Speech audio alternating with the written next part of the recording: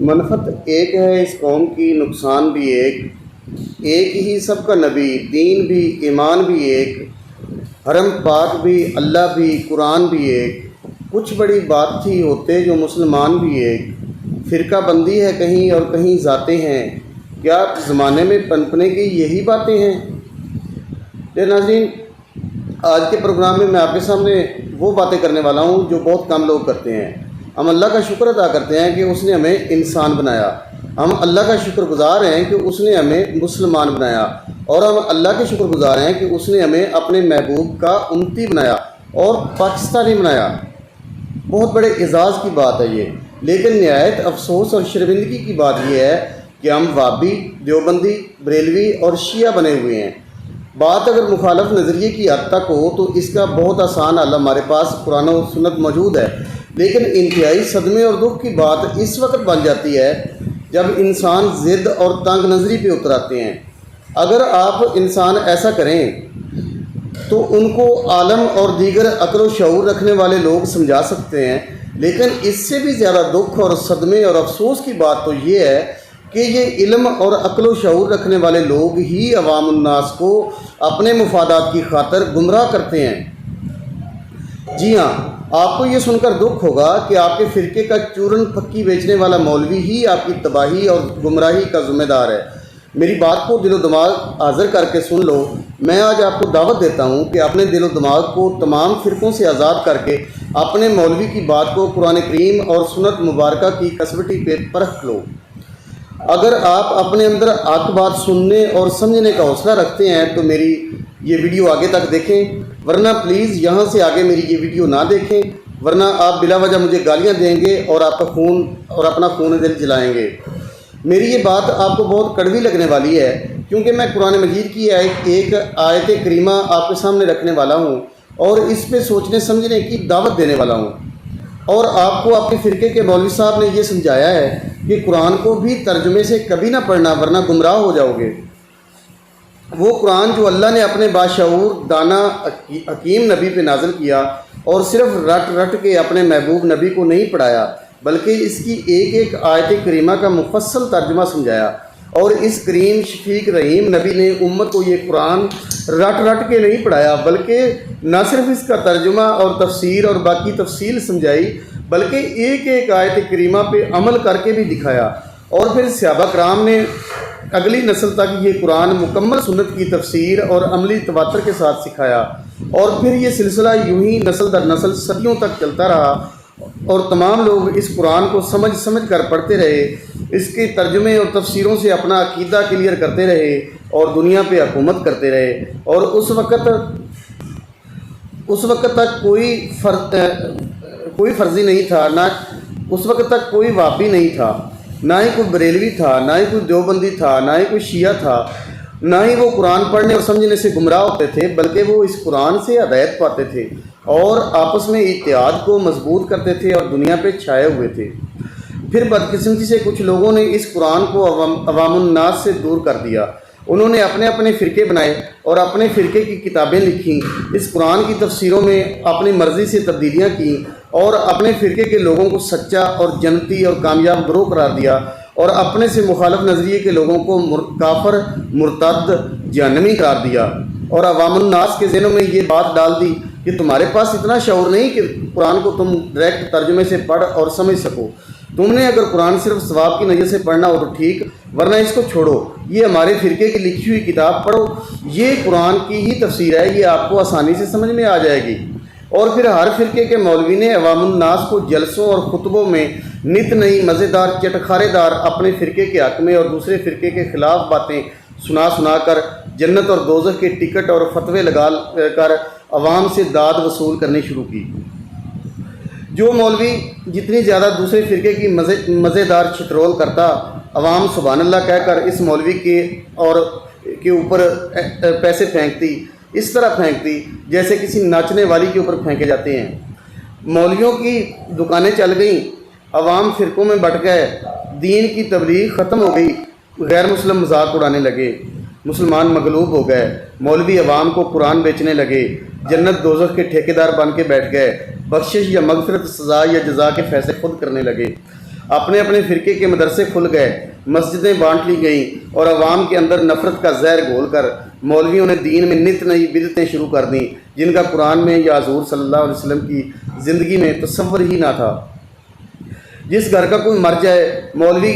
کی عید بن گئی، وہ خوب کھائے گا، خوب کمائے گا اور مرحوم کو جنت الفردوس میں بھیج کر اس کے گھر والوں پہ احسان عظیم کر کے گھر آ جائے گا۔ مولویوں نے عوام الناس پہ آنے والی مشکلات، بیماریاں اور تمام پریشانیاں قرآن میں سے نئے نئے دم، درود، وظیفے اور چلوں کے ذریعے سے ختم کرنا شروع کر دیا اور بدلے میں تحفے، تحائف اور ہدیے لینے لگے۔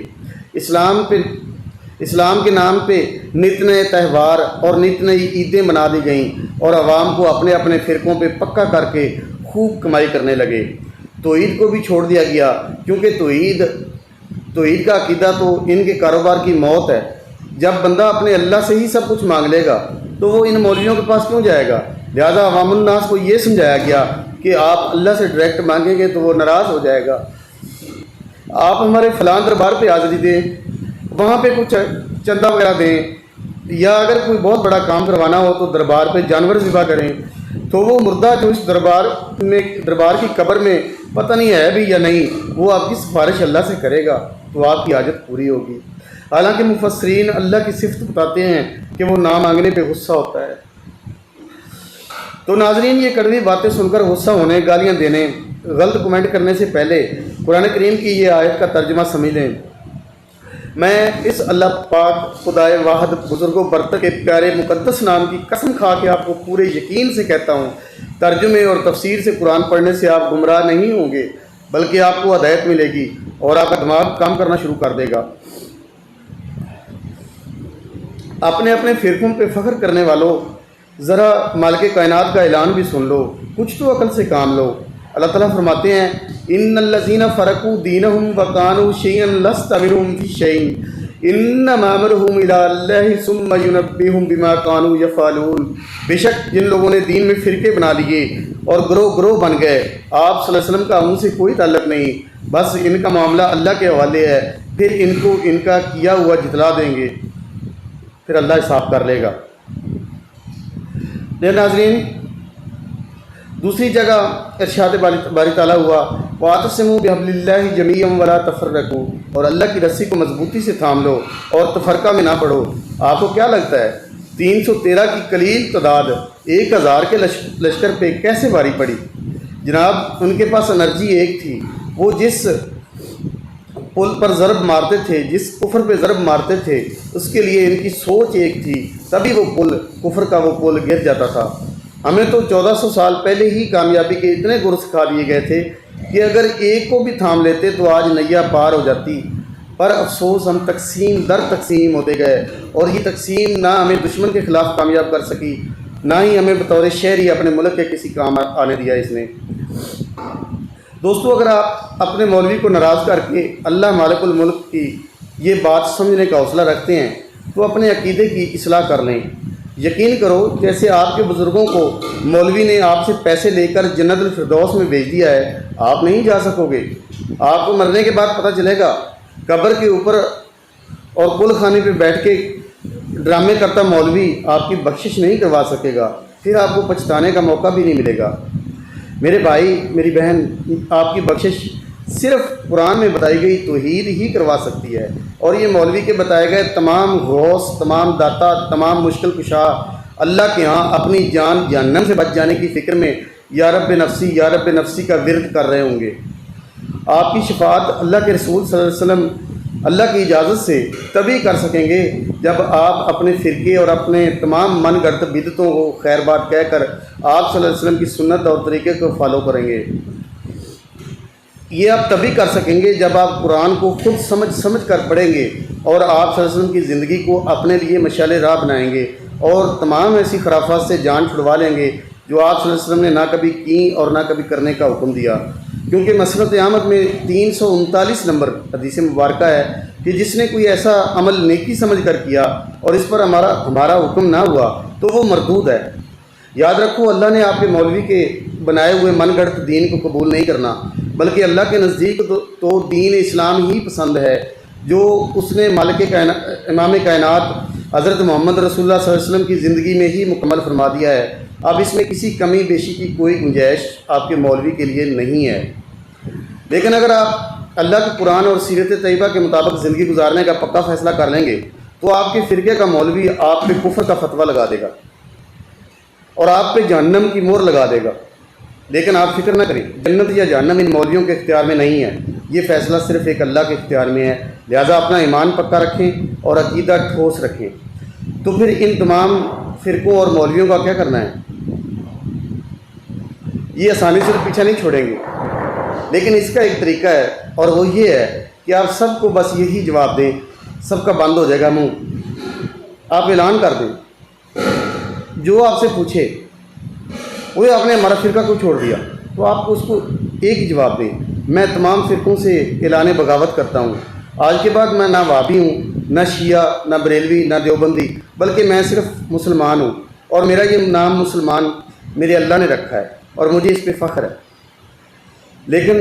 میں تم سب کی طرح تمہارے اوپر نہ کفر کا فتویٰ لگاؤں گا، نہ تمہیں جہنمی کہوں گا، بلکہ میں تم سب کے لیے ہدایت اور بخشش کی دعا کرتا رہوں گا۔ اور میں تم سے نفرت بھی نہیں کرتا کہ تم میرے نبی علیہ السلام کی امتی ہو۔ میں دل و جان سے شیعہ کا احترام کرتا ہوں کہ وہ اہل بیت سے پیار کرتے ہیں، لیکن تم میں خرابی یہ ہے کہ تم صحابہ کرام رضوان اللہ علیہم اجمعین سے بغض رکھتے ہو اور اپنی گندی زبان سے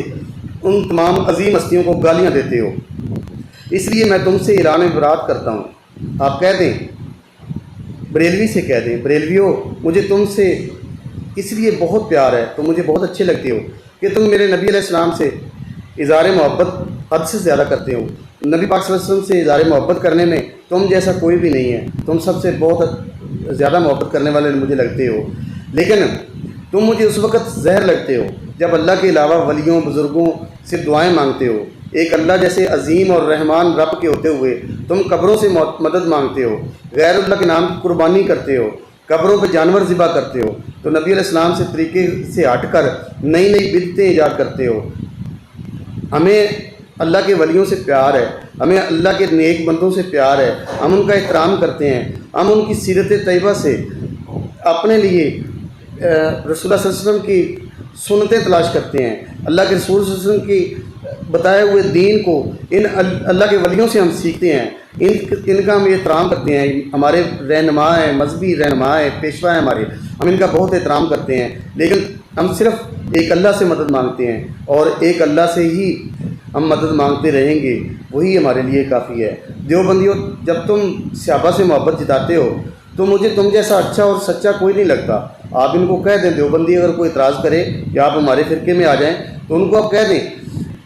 کہ آپ جیسا ہمیں بہت اچھا کوئی نہیں لگتا، آپ بہت اچھے ہیں کہ آپ صحابہ کرام کا دفاع کرتے ہیں، ان سے محبت کرتے ہیں، لیکن افسوس ہے کہ تم اپنے اماموں اور مولویوں کی بات کو میرے نبی کی بات سے زیادہ اہمیت دیتے ہو۔ لہٰذا میرا تمہارا عقیدے سے کوئی تعلق نہیں۔ آپ کو پتہ چل بھی جائے کہ یہ میرے نبی کی حدیث موجود ہے، لیکن پھر بھی آپ اس کو چھوڑ دیتے ہو اور اپنے امام، اپنے ولی، اپنے مولوی کی بات کو ترجیح دیتے ہو اور اسی پہ ڈٹے رہتے ہو۔ اہل حدیث وابیو، مجھے تم جیسے اچھے عقیدے والا کوئی نہیں نظر آتا۔ تم توحید پہ ڈٹ جانے والے ہو، تم ایک اللہ کو کافی سمجھتے ہو، تم ایک اللہ کے علاوہ کسی سے استعانت نہیں کرتے، کسی سے مدد نہیں مانگتے، اللہ کے علاوہ کسی سے نہیں جھکتے، اپنے نفع نقصان کا مالک صرف ایک اپنے اللہ کو سمجھتے ہو۔ لیکن تم سے ایک بہت شدید اختلاف ہے اور تم اس بات میں ٹوٹلی غلط ہو، ٹوٹلی رانگ ہو۔ تم میرے نبی کے نواسے کے قاتل یزید کو امام یزید رضی اللہ عنہ کہتے ہو، اتنے بڑے ظالم سے محبت کرتے ہو، اتنا بڑا ظالم ہے وہ جس نے میرے نبی کے خاندان کو شہید کیا، تم اس سے اپنا تعلق رکھتے ہو، اس سے محبت رکھتے ہو۔ لہذا میرا ایسے جھوٹے سے کوئی ناطہ نہیں، میرا ایسی تمہاری غلط عقیدے سے کوئی لینا دینا نہیں، کوئی سروکار نہیں۔ میں راضی ہوا اللہ کے رب ہونے پہ، میں کبھی اللہ کے علاوہ کسی سے دعا نہیں کروں گا۔ آپ کہہ دیں سب کو کہہ دیں، میں راضی ہوا اللہ کے رب ہونے پہ، میں کبھی اللہ کے علاوہ کسی سے دعا نہیں کروں گا، مجھے ایک اللہ ہی کافی ہے۔ میں راضی ہوا محمد رسول اللہ صلی اللہ علیہ وسلم کے نبی ہونے پہ، میں کبھی ان سے بڑھ کر کسی امام یا کسی مولوی کی بات کو اہمیت نہیں دوں گا، جو کام انہوں نے نہیں کیا میں کبھی نہیں کروں گا۔ میں راضی ہوا اسلام کے دین ہونے پہ، میں صرف قرآن و سنت کو فالو کروں گا اور باقی تمام رسموں من گھڑت بدعتوں سے میرا کوئی تعلق نہیں ہے۔ میں کسی بھی فرقے کے عالم قرآن و سنت کی دلیل سے جو بھی بات کرے میں صرف وہی مانوں گا اور باقیوں سے میں بیزاری ظاہر کرتا ہوں۔ میں سب کا احترام کرتا ہوں کیونکہ آپ سب مسلمان ہیں، انسان ہیں۔ خدا را مجھے گالی نہ دیں، میرے اوپر فتوے نہ لگائیں، نفرت نہ پھیلائیں، محبت کا پیغام دیں، انسانیت کا احترام کریں، مسلمان کی عزت کریں۔ مبارک ہو، آپ سیدھے راستے پہ آ گئے ہیں۔ یہ ویڈیو آگے شیئر کر دیں تاکہ کسی اور کو بھی اپنی اصلاح کا موقع مل جائے، سوچنے کا موقع مل جائے، سوچ سمجھ آ جائے۔ اس چینل کو سبسکرائب کر دیں تاکہ میری ہر آنے والی ویڈیو آپ تک پہنچ سکے اور میرا اور آپ کا رابطہ ہمیشہ رہ سکے۔ اور میں آپ سے انہی الفاظ کے ساتھ اجازت چاہتا ہوں۔ اب تک کے لیے اتنا ہی، ملتے ہیں اگلی ویڈیو میں۔ تب تک کے لیے میں نور راجپوت آپ سے اللہ حافظ کہتا ہوں۔